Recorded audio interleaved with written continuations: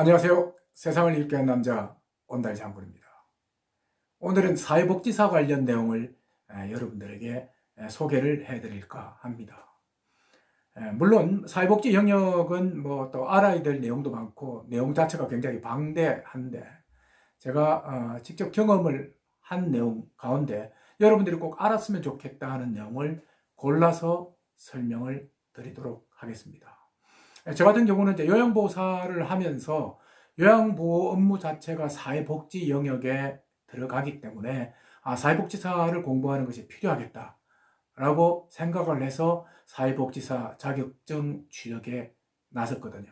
근데 사회복지사 같은 경우는 2급이 있고 1급이 있는데, 자, 2급 같은 경우는 인터넷에 많이 떠 있습니다만은 학점은행제, 그러니까 평생교육원, 학점은행제를 통한 그 평생교육원을 활용을 해서 자격증을 취득하는 방법이 있고요. 또 각 대학에서 운영하는 평생교육원에서 자격증을 취득하는 그런 방법들이 있습니다. 저 같은 경우는 이제 전자죠. 인터넷에 있는 평생교육원을 통해서 자격증을 취득을 했는데, 결론적으로 말씀드리면 저 같은 경우는 잘 몰라서 이렇게 사회복지사 영역에 뛰어들었습니다만은 생각보다 굉장히 어려워요. 공부하는 과정이요. 최소한 약 1년 가까이는 잡아야 자격증 취득이 가능하고요. 또 중요한 것은 돈이겠죠. 저 같은 경우는 뭐 교과서를 산다든지 뭐 실습한다든지 다 털어서 보니까 약 300만 원 정도 가까이 돈이 들어간 것 같아요. 그래서 지금 이제 지나와서 보면, 물론 자격증을 취득을 했습니다만 지나와서 보니까 결코 만만치 않은 과정을 겪었다라는 생각이 듭니다. 과목도 이제 제가 할 때는 뭐 14과목 뭐 이랬는데 지금 16과목으로 늘어났고, 또 실습 시간도 또 늘어났어요. 그만큼 이제 사회복지사 자격증 취득을 더 강화시켰다는 그런 내용인데, 아까 말씀드린 대로 자격증 취득이 결코 쉽지 않았다. 그리고 제가 아는 지인 한 분도 저와 비슷한 시기에 했습니다만은 시험 공부라든지 또 코스를 따라가는 것 자체가 쉽지 않아서 좀 많이 어려웠던 모양입니다. 그래서 중도에 포기한 그런 사례도 있기도 합니다. 그래서 함부로 뛰어들기에는 어려운 것이 사회복지사다. 요양보호사 생각하고 사회복지사를 뛰어들어서는 결코 안 된다. 그래서 사회복지사 같은 경우는 특별한 목적, 나는 이러이러한 목적 때문에 반드시 사회복지사를 할 거야. 자, 이런 확실한 목적이 세워지지 않고서는 사회복지사를 하라고 여러분들에게 말씀드리고 싶지 않습니다. 그리고 자, 사회복지사 같은 경우는 가장 큰 게 어떻습니까?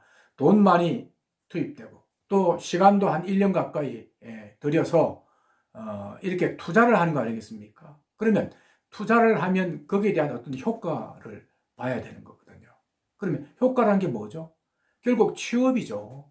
그 자격증을 어렵게 따서 그 자격증을 제대로 활용할 수 있게끔, 그러니까 돈도 돼야 되거든요. 돈도 벌 수 있어야 되고 나름대로 만족감도 들어야 할 텐데, 그런 부분이 과연 맞겠는가? 그러니까 이제 제 경험담으로 말씀을 드리면, 저 같은 경우는 이제 어렵게 자격증을 취득을 했습니다만은 그렇게 취업이 어려울 줄은 몰랐습니다. 자, 사회복지사는 저처럼 은퇴 후 또는 나이가 들어서 하는 경우도 있고, 또 젊은 사람들이 대학 다니면서 자격 취득을 하는 그런 경우는 있어요. 저 같은 경우는 젊은 사람들은 잘 모르겠습니다. 하지만 저처럼 나이가 들어서 또는 은퇴한 후에 사회복지사를 하는 사람들이 어렵게 자격증을 취득한 뒤에 과연 취업이 어떨까? 제가 보기에는요, 안 됩니다. 취업이 잘 안 돼요. 자, 어디에다가 어플라이를 했냐면, 종합사회복지관이라든지, 그 다음에 개인이 운영하는 재가센터라든지, 이제 모집은 많이 해요. 그래서, 신청서를 여러 군데 냈는데요. 단 한 군데도 면접을 보자고 하는 것조차도 없었습니다. 그 정도로, 나이 들어서 사회복지사 자격증을 따고 취업하기가 그만큼 어렵다. 그러니까 취업으로 보면 어렵게 돈 많이 들여서 공부해서 취업을 하려고 했는데 취업은 거의 안 된다고 보시면 됩니다. 자, 그러면 취업이 안 되면 그러면 다른 쪽은 뭐가 있겠는가? 창업이겠죠. 창업.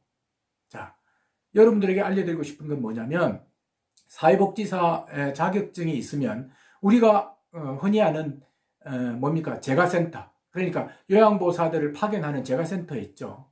재가센터 같은 경우는 이제 설립할 자격이 생기는 겁니다.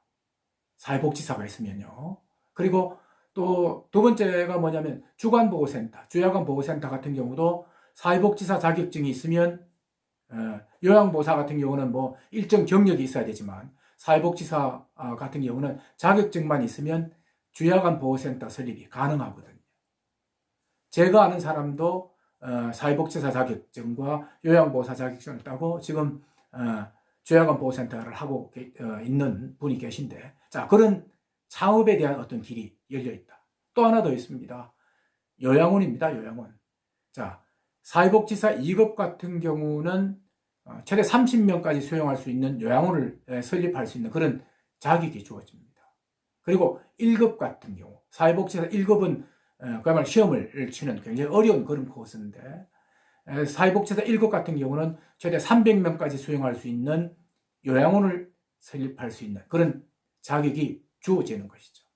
자, 정리를 하면 사회복지사를 어렵게 따서, 물론 나이 든 경우입니다. 취업을 하는 경우는 굉장히 어렵다. 그리고 또 설사 취업을 한다고 해도 이 돈, 그러니까 월급이죠. 급여 같은 경우는 보면 거의 뭐 180만 원, 190만 원, 200만 원 정도. 나이 든 사람들이 예를 들어서 공공기관에서 운영하는 뭐 종합사회복지관 이런 데가 있어요. 취업을 해서 보면 굉장히 박봉입니다. 사회복지 영역이 요양보호사뿐만이 아니고 굉장히 월급이 박해요. 200만 원, 250만 원 언더에서 생활을 하는 그게 사회복지사 영역이거든요. 사회복지 영역. 그래서 설사 취업을 한다 하더라도 굉장히 박봉이다. 그리고 또 나이 든 사람인 경우에는 사회복지사 자격증을 따도 취업이 거의 되지 않는다라고 보시면 되고요. 창업 같은 경우는 아까 말씀드린 대로 재가센터 같은 경우도 세팅이 가능하고, 또 주야간보호센터 설립도 가능하고, 또 요양원 같은 경우도 아까 말씀드렸죠. 2급은 30명, 그리고 1급은 300명까지 수용할 수 있는, 어르신들을 수용할 수 있는 그런 세팅이 가능하다. 이런 말씀을 드리고 싶습니다. 자, 제가 오늘 이야기를 정리해서 말씀을 드리면, 처음에 제가 말씀을 드렸죠. 사회복지사 영역은 그야말로 봉사 정신 없이는 뛰어들기 힘든 곳이다. 제가 요양보호사도 말씀드렸죠. 정말 박봉이기 때문에 내가 여기 와서 어르신들 모시고 내가 봉사를 할 거야 라는 그런 기본적인 베이스.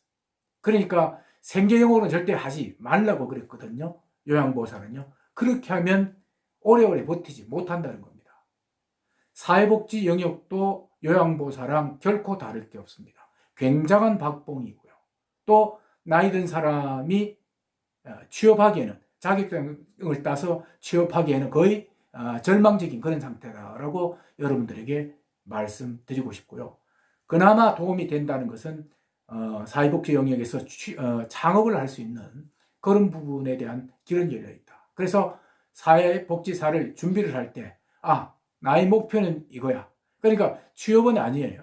창업적으로 나는 갈 거야 라고 한다면 그 어려운 고비를 넘어서 그 길을 갈 수는 있는 겁니다. 하지만 여러분도 아시다시피 창업도 결코 쉽지는 않습니다. 저 같은 경우도 사회복지사 자격증을 따고 재가센터를 해보려고 했습니다만 워낙 경쟁이 치열해서요. 그리고 또 많이 남지도 않아요. 고생은 고생대로 하고 또 많이 남지도 않고 또 경쟁이 치열하기 때문에 도산하는 곳이 참 많다. 그래서 주위 분들이 제가 재가센터를 하려고 하니까 가급적이면 하지 마라 라고 이야기하는 게 바로 그거고요. 또 주야간 보호센터 같은 경우도 또 이 역시도 경쟁이 굉장히 치열합니다. 그리고 또 오히려 재가센터보다는 뭡니까 초기 투자 비용이 굉장히 많죠. 뭐 건물 렌트를 해야 된다는 것부터 시작해서 여러 가지 시설 세팅한다든지 초기 투자 비용이 많이 들어가기 때문에 또 그런 부분에 대한 어떤 리스크가 굉장히 있는 것이 바로 주야간 보호센터다. 그리고 마지막으로 요양원 같은 경우 아주 작아서는 잘 오지 않기 때문에 어느 정도 규모가 있어야 되거든요. 그러게 하기 위해서는 어떻습니까? 돈을 많이 투입을 해야 된다는 것이죠. 물론 요양원 같은 경우는 그나마 요양원 보호센터 또는 재가센터에 비해서 그렇게 치열하다고는 볼 수는 없지만 이 역시도 초기의 투자 비용이 굉장히 크기 때문에 여러분들이 사회복지사라는 자격증을 딴 뒤에 도전한다는 것, 이 역시도 결코 쉽지 않다는 것을 말씀드리고 싶습니다. 자, 오늘은 요양보호사에 이어서 사회복지사 영역이 제가 경험한 바로는 이렇다 하는 것을 여러분들에게 설명드렸습니다. 오늘은 여기까지 하도록 하겠습니다. 고맙습니다.